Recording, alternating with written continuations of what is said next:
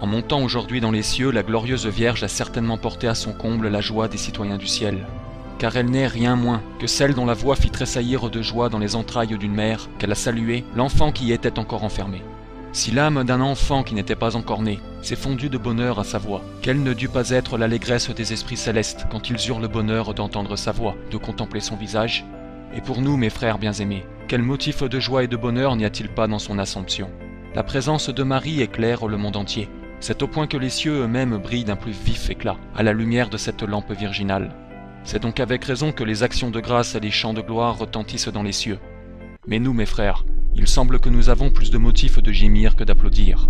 En effet, ce monde inférieur ne doit-il pas proportionner son deuil, quand elle le quitte, à l'allégresse même que sa présence répand dans les cieux?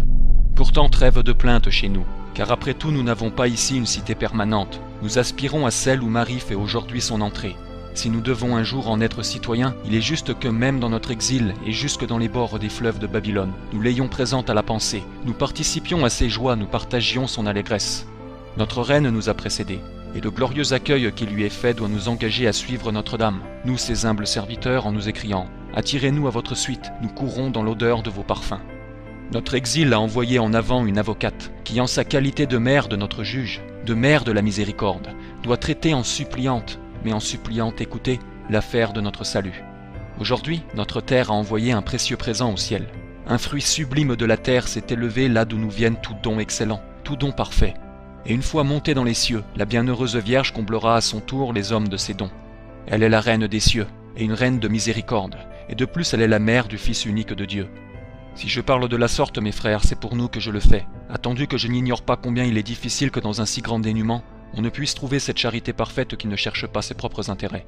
Mais sans parler des grâces que nous recevons pour sa glorification, pour peu que nous ressentions d'amour pour elle, nous nous réjouirons de la voir retourner à son Fils. Oui, mes frères, nous la féliciterons, car elle est aujourd'hui reçue dans la cité sainte par celui qu'elle a reçu elle-même la première, lorsqu'il fit son entrée dans le monde. Mais avec quel honneur, avec quelle allégresse et quelle gloire!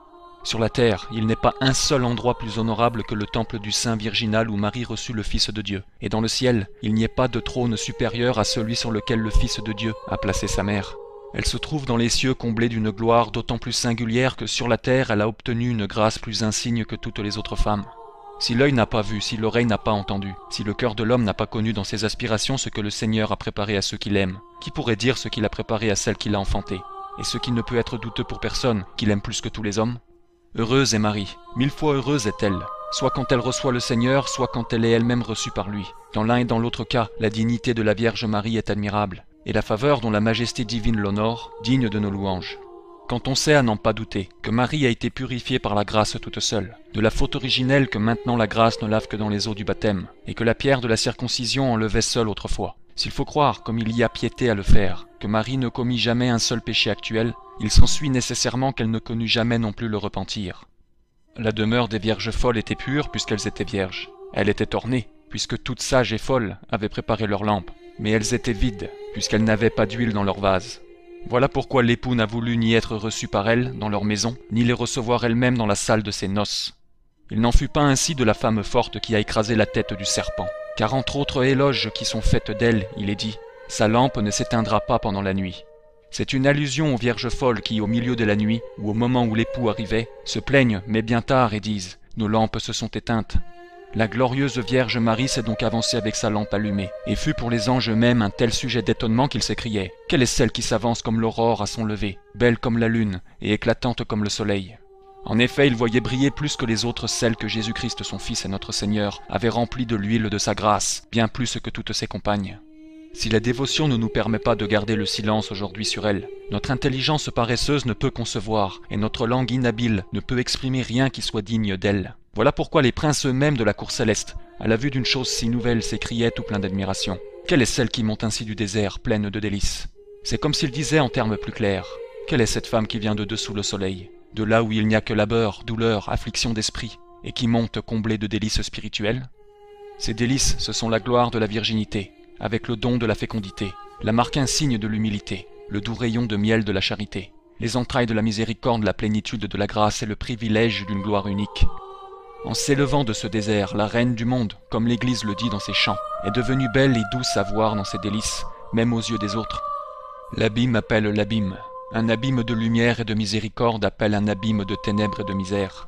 Lazare, dit Jésus, venez dehors. C'est comme s'il avait dit en propres termes. Jusqu'à quand les ténèbres de votre conscience vous retiendront-elles? Jusqu'à quand sur votre lit, votre cœur se sentira-t-il percé de compassion? Venez dehors, avancez et respirez à la lumière de mes miséricordes. Voilà en effet ce que vous avez lu dans un prophète. Je vous retiendrai comme par le frein de ma gloire, pour que vous ne périssiez pas. Mais où en suis-je venu? N'avais-je pas commencé par suivre la Vierge au moment où elle s'élevait dans les cieux? Et voici que je descends avec Lazare au fond de l'abîme. Le cours de ma pensée m'a emporté de toute la splendeur de la vertu par une pente rapide à l'odeur d'un mort de 4 jours. Pourquoi? N'est-ce pas parce que j'ai cédé à mon propre poids? Parce que la matière m'a tiré en bas, d'autant plus énergiquement qu'elle me touche de plus près? J'avoue mon inhabileté. Je ne fais pas mystère de ma propre faiblesse. Il n'est rien qui me plaise plus, mais en même temps il n'est pas plus de sujet non plus qui m'inspire plus de crainte à traiter que la gloire de la Vierge Marie.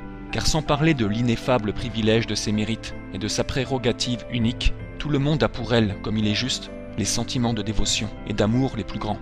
Chacun est heureux de parler d'elle. Si j'entreprends de louer en elle la virginité, à l'instant se présente à moi une multitude de vierges. Si je parle de son humilité, il s'en trouve également au moins quelques-uns qui à l'école de son Fils ont appris à être doux et humbles de cœur. Si c'est la grandeur de sa miséricorde que j'entreprends d'exalter, il s'offre à la pensée aussitôt quelques hommes et même des femmes remplis de sentiments miséricordieux. Il n'y a qu'une seule chose où elle est sans modèle et sans imitateur, c'est l'union des joies de la maternité avec la gloire de la virginité. Ce qui surpasse l'une et l'autre, c'est la fécondité unie à la virginité, ou la virginité unie à la fécondité. Cette union est le privilège de Marie. Nulle autre femme ne le partage avec elle. Il ne lui sera pas ôté pour être attribué à une autre. Il lui est propre. Si nul ne peut l'obtenir, nul ne peut non plus en parler comme il faut. Ô Vierge Marie, femme bienheureuse, d'où vous vient cette humilité, et une telle humilité?